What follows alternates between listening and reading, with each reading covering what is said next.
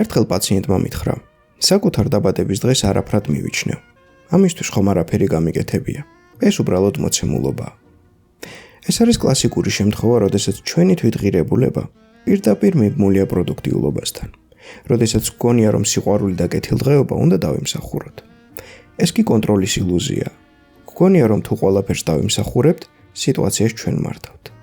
სინამდვილეში კი სამყაროში საუკეთესო რაღაცეები, მათ შორის სიყვარულიც, უბრალოდ ხდება.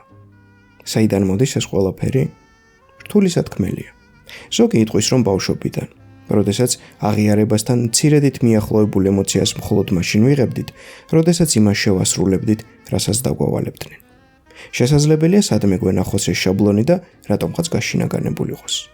შეიძლება ადამიანი ფიქრობს, რომ მისი არსებობა თავისთავად ნულოვანია და მას მუდმივი პლუსების დაგროვება სჭირდება, რათა გადარჩეს. ან სამყაროს უყურებს როგორც რესურსებით შეზღუდულ ადგილს, სადაც უფასო არაფერია და ყველაფერს თავისი ფასი აქვს. ზუსტად არავინ იცის, მაგრამ ფაქტი ფაქტად რჩება. დაბადების დღე არა მიღწევა, არამედ ფაქტის აღნიშვნაა.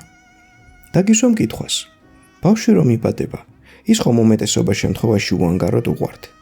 თუ იტყვი კი ის, მაშინ იმაზეც დაფიქრდი, როდის წაერთო მას ეს უფლება. კონკრეტულ შემთხვევაში პაციენტმა 13-14 წელი დამისახელა, მაგრამ შენთან იქნებ ბაღში ან სკოლაში შესვლის შემდეგ მოხდა, ან ვინმესთან ურთიერთობის შემდეგ. მეორე კითხვა: საჩუქარი ან ნებისმიერი კეთილი საქციელი შენს მიმართ თავისი არსით უანგაროა. თუ მასში რაიმე სიხდი შრომით, ეს საჩუქარი კი არა ჯამაგირია.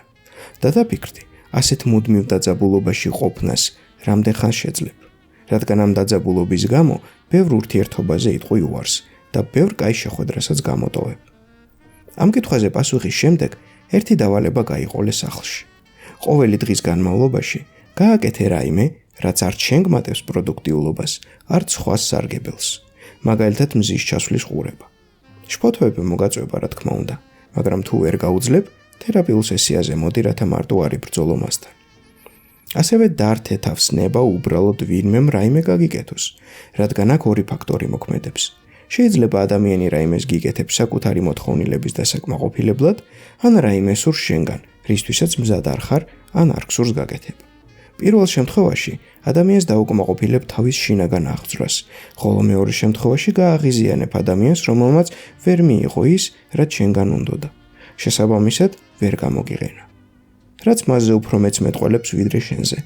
მაგრამ ეს არ იქციოს ხვების გამოსაცდელ ქცევად, თორემ შხამიანობამდე ცოტა დაგაგლდება.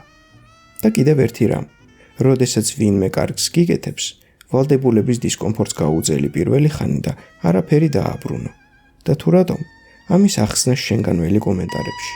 მაინტერესებს რამდენად მიხვდი ზემოთ ახსნას.